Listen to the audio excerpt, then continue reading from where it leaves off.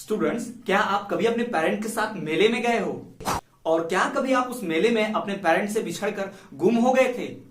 Students, आज हम बात करने वाले हैं इंग्लिश की टेक्स्ट बुक क्लास 9 का मोमेंट का first chapter the lost child. जी हाँ, इस चैप्टर में हम बात करें कैसे एक लड़का अपने पेरेंट के साथ जाता है मेला घूमने और मेले में अपने पेरेंट से बिछड़ जाता है। तो मेले में बिछड़ने से पहले उसके इमोशंस और मेले में बिछड़ जाने के बाद उसके इमोशंस की बात इस पूरे चैप्टर में की गई है, जिसे आप प्रैक्टिकल लाइफ में अपनी लाइफ के साथ रिलेट करके फील कर सकते हो। तो स्टूडेंट, चलिए हम आज इसी चैप्टर की बात करेंगे, लेकिन उससे पहले प्लीज यदि आप मेरे चैनल पर नए हैं तो प्लीज चैनल को सब्सक्राइब, बेल नोटिफिकेशन को ऑल पर रख के इस वीडियो को लाइक और शेयर तो जरूर कीजिएगा, जिससे मुझे मोटिवेशन मिले और मैं आपके लिए और भी चैप्टर्स की वीडियो इसी तरह से बनाकर ला पाऊं। तो चलिए बिना किसी देरी के वीडियो को शुरू करते हैं।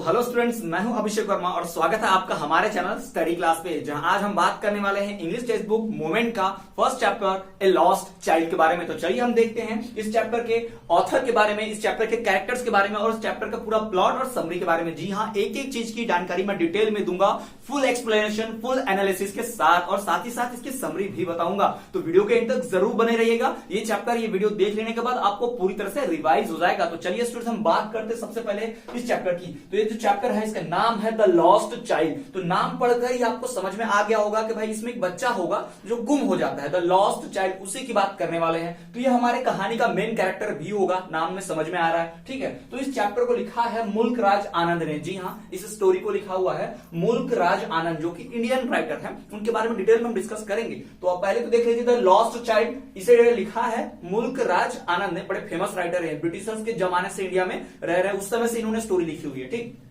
तो चलिए ऑथर के बारे में जान लेते हैं, उनकी थोड़ी सी लाइफ हिस्ट्री, उनकी कैरेक्टर्स, उन्होंने कौन सी और किताबें लिखी, क्यों फेमस थे, वो सारी जानकारी ले लेते हैं। तो जो मुल्क राज आनंद है, ये 1905 से 2004 तक रहे। जी हाँ, उनका लाइफ स्पेन दिया है 1905 जो उनका बर्थ है 1905 और 2004 उनकी डेथ, ठीक है। तो 1905 से 2004 तक रहे हैं। जैसा कि मैंने आपको कहा कि ब्रिटिशर्स के जमाने से हैं, तो बड़ी अच्छी इंग्लिश स्टोरी लिखते हैं। जी हाँ, ये ऐसे व्यक्ति हैं जो इंडियन होने के बावजूद इंग्लिश स्टोरी लिखते हैं और इन्हें पायोनियर कहा जाता है। जी हाँ, एंग्लो इंग्लिश, हिंदी जो है ना, एंग्लो इंडियन फिक्शन जो है, यानी कि इंडिया की कहानियों को अंग्रेजी में लिखना, इंग्लिश में लिखना, इन्होंने ही शुरुआत किया। इनको बड़ा स्पेशल वैल्यू माना जाता है, इन्होंने ही बहुत कंट्रीब्यूशन दिया ऐसी चीजों के लिए, ठीक है। तो ये इंग्लिश इंडियन राइटर है, मुल्क राज आनंद जो है इंग्लिश इंडियन राइटर है। ध्यान रखिएगा, हो सकता है मे भी क्वेश्चन आपको आ जाए एग्जाम में, तो आपको ध्यान रखना है कि he is an English Indian writer. उन्हें पायोनियर कहा जाता है, pioneer of Anglo Indian fiction. अब फिक्शन तो आपको पता है, काल्पनिक कहानी। तो इंडिया में जो कहानियां बताते हैं ना, हमारे दादी नानी जो भी कहानी हमको सुनाती है, उस कहानियों को इंग्लिश में लिखना और पूरी दुनिया तक पहुंचाना, क्योंकि इंग्लिश भाई जो है ऑफिशियल लैंग्वेज, पूरे वर्ल्ड में समझ जाए यूनिवर्सल लैंग्वेज है, हर कोई बोलता सुनता है। लेकिन हमारे यहाँ अधिकतर कहानियां हिंदी में लिखी जाती हैं। तो हमारे यहाँ की कहानियां, हमारे यहाँ की कहावतें, ये सब पहुंच नहीं पाती थी पूरी दुनिया तक। लेकिन इस बात का क्रेडिट इन्हें जाता है, किसे? मुल्क राज आनंद को ही, कि उन्होंने कुछ और राइटर्स के साथ मिलकर ऐसा काम किया कि इंडिया की जितनी भी कहानियां हैं, मुहावरे हैं, कहावतें हैं, उनको इंग्लिश में लिखा ताकि पूरी दुनिया उसे जान पाए। तो इंडियन लिटरेचर को फेमस करने में इनका बहुत रोल रहा है पूरी दुनिया में, ठीक है। तो ये पायोनियर कहा जाता है, पायोनियर मतलब समाज सुधारक, बड़े फेमस करने वाले, pioneer of Anglo Indian fiction. Anglo मतलब ब्रिटिश, इंडियन तो आप जानते ही हैं, ठीक है। इनको जाना किस नाम से जानता है भाई, किस लिए बहुत ज्यादा स्पेशल जाना जाता है, सबसे बेस्ट राइटिंग कौन सी थी? तो admired for novels and short stories. इन्हें नॉवेल लिखने के लिए और शॉर्ट स्टोरीज लिखने के बाद जाना जाता है, यानी इनकी स्पेशलिटी है कि नॉवेल लिखते हैं, ठीक है, और ये शॉर्ट स्टोरीज लिखते हैं। द लॉस्ट चाइल्ड एक शॉर्ट स्टोरी ही है जो इन्होंने लिखी है।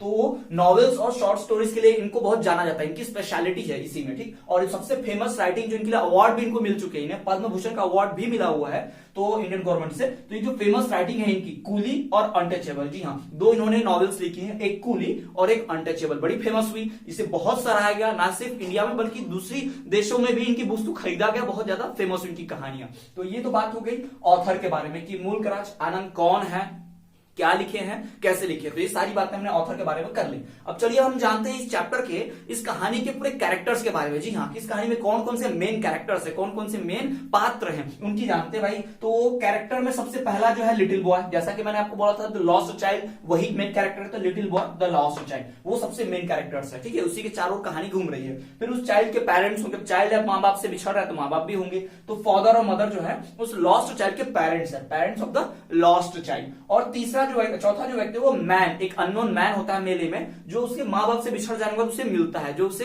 बहलाने की फुसलाने की कोशिश करता है, उसे शांत कराने की कोशिश करता है लॉस्ट चाइल्ड को, ठीक है। तो अननोन मैन जो है वो, तो पूरी कहानी जो लिखी गई है वो एक फेस्टिवल, स्प्रिंग सीजन के फेस्टिवल पर लिखी गई है, तो उसी की हम बात करने वाले हैं। तो हमने यहां पर जान लिया भाई चैप्टर के बारे में, किसे लिखने लिखा, ऑथर की पूरी हिस्ट्री जान ली, ऑथर की स्पेशलिटी जान ली, और साथ ही साथ हमने कैरेक्टर्स की भी बात कर ली कि कैरेक्टर कौन से हैं, उसकी बात हमने कर ली। तो चलिए अब हम बात कर लेते हैं इस स्टोरी के प्लॉट के ऊपर और समरी के ऊपर। तो बिना किसी देरी के चलिए जानते हैं कि इस पूरे स्टोरी की प्लॉट और समरी क्या है। तो चलिए स्टूडेंट्स, बात करें अगर इस स्टोरी के प्लॉट की, तो पूरा प्लॉट जो है उस गुम हुए बच्चे के ऊपर रिवॉल्व करता है। जी हाँ, उसी बच्चे के चारों इर्द गिर्द कहानी घूमती है। तो चलिए इसके प्लॉट को हम डिस्कस कर लेते हैं।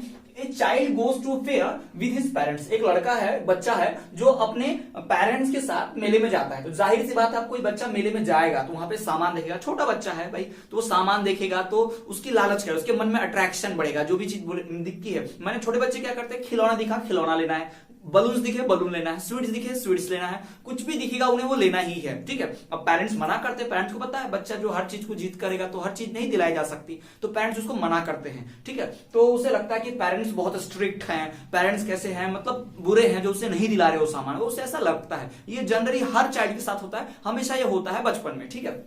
तो चलिए उसी की बात कर रहे हैं। तो ये child goes to a fair with his parents, बच्चा जो है अपने पेरेंट्स के साथ, माँ बाप के साथ मेले में जाता है। He is happy and excited and wants the sweets and toys displayed there, वो बहुत ही खुश है, एक्साइटेड है, बहुत ज्यादा उत्साहित है, और वो जो भी चीजें देखता है वो सब चीज मांगता है, जो भी मेले में दिखाई दे रही है। किसी ने मिठाई की दुकान लगाई है, किसी ने खिलौनों की दुकान लगाई है, किसी ने गुड्डी गुड़ियों की दुकान लगाई, जो भी लगाया वो सब कुछ जो है वो चाहिए, उसे सब अच्छी लगती है, बहुत अट्रैक्ट करती है छोटे बच्चों को, ठीक है।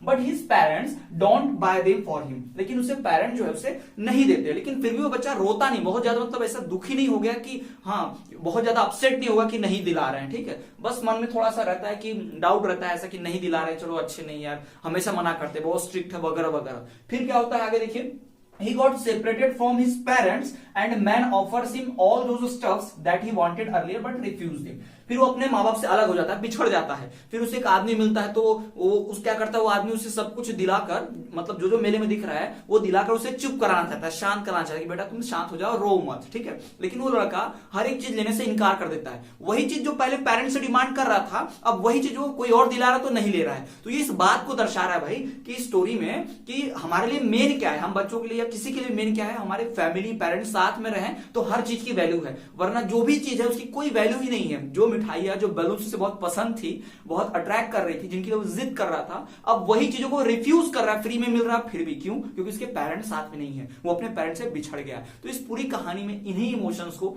इन्हीं चीजों की बात बताई गई है। तो उस बात करें अगर समरी की, तो समरी भी कुछ ऐसी ही है भाई, स्टोरी की पूरी समरी कुछ ऐसी है।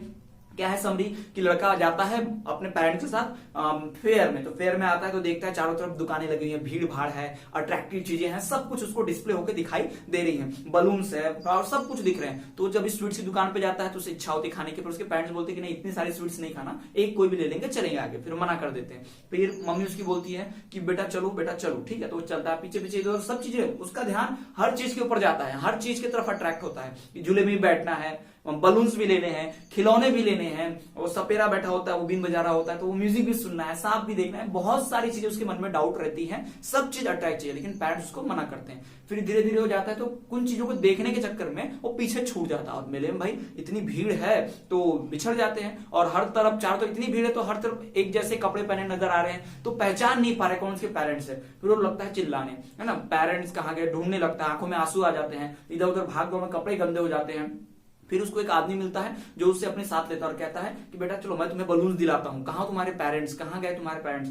तो वो बता नहीं पाता, मतलब पेरेंट्स ऐसे हैं, यहाँ एड्रेस नहीं पता, छोटा बच्चा है ना, उसे एड्रेस पता है ना कुछ, तो वो रोने लगता है। तो लेकिन वो आदमी जो उसे मिलता है अननोन, दया के मारे वो क्या करता है, उसे कहता है कि नहीं रो मत, मैं तुम्हें बलून दिलाता हूँ। तो वो कहता है नहीं, I want my mother, I want my father. हर बार उसका यही डायलॉग होता है, मैं तुम्हें मिठाई दिलाता हूं, तब भी वो कहता है नहीं, I want my mother, I want my father, यही कहता है वो चाइल्ड। तो इस प्रकार से कहानी में, स्टोरी में दिखाने की कोशिश की गई है कि जो चीजें हमारे बहुत मायने रखती थी पेरेंट्स के साथ में, वही चीज अगर पेरेंट्स साथ ना हो तो उसकी कोई वैल्यू नहीं है। तो कहानी में यही दिखाया जा रहा है, यही इसका मोरल है कि मटेरियलिस्टिक थिंग्स जो हैं, ये जो भी चीजें हमें दिखाई देती हैं, उनकी ज्यादा वैल्यू नहीं है। हमारे फैमिली, हमारे पेरेंट्स के आगे उनकी वैल्यू कुछ भी नहीं है। अगर पेरेंट्स साथ हमारे पास ये चीजें ना भी हो तब भी हम खुशी खुशी रह सकते हैं, लेकिन अगर पेरेंट्स साथ ना हो और हमारे पास खूब पैसा हो, खूब खिलौना सामान हो, लेकिन फिर भी हम हैप्पी नहीं रह सकते, हमारे मन को संतुष्टि नहीं मिलेगी। तो यही थी overall story the lost child.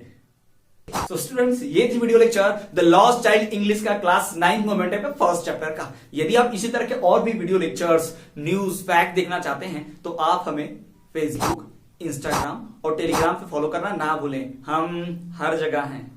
So students, यदि आप एसएसटी के 9th क्लास के एसएसटी और इंग्लिश के दूसरे चैप्टर्स की देखना चाहते हैं videos, the fun they had या फिर उसके इंपॉर्टेंट एमसीक्यूज, तो उस वीडियो की लिंक आपको इसी वीडियो के डिस्क्रिप्शन में मिल जाएगी। साथ ही साथ यदि आप मेरे चैनल पे नए हैं तो चैनल को सब्सक्राइब करके बेल नोटिफिकेशन को ऑल पर जरूर रखिएगा, ताकि जब भी मैं कोई ऐसी वीडियो लाऊं तो आपको वीडियो की नोटिफिकेशन सबसे पहले मिल जाए और वीडियो आप मिस ना करें। और प्लीज अपने क्लासमेट्स और फ्रेंड के साथ तो जरूर ही शेयर करें, ताकि इससे उन्हें भी नॉलेज मिले और मुझे भी मोटिवेशन मिले इस तरह के और भी कंटेंट वीडियो लेक्चर्स आपको बनाकर लाने के लिए। आपको क्या डाउट है आप कमेंट कर सकते हैं, वीडियो कैसे लगी सजेस्ट कीजिएगा, और कोई इंप्रूवमेंट करना हो तो वो भी बताइए, मैं कमेंट कर दीजिए, मैं कोशिश करूंगा। तो स्टूडेंट्स, आज के स्टूडियो लेक्चर में इतना ही। आई होप ये वीडियो आपको पसंद आया होगा। तो इसी तरह हमारे चैनल पे बने रहिए, देखते रहिए हमारा channel study class. You are the future of India.